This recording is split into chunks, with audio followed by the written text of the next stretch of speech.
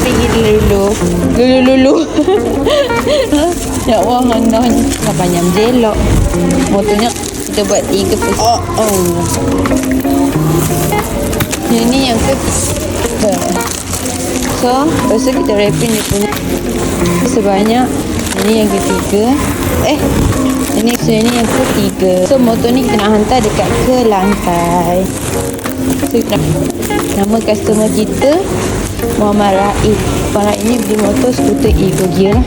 So, kita wrapping dulu. Penghantaran percuma sahaja, tak ada charge.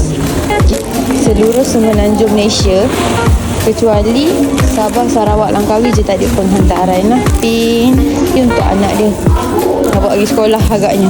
Kita wrapping dulu. Sebusik tu. Sekejap Alright. So, dah siap.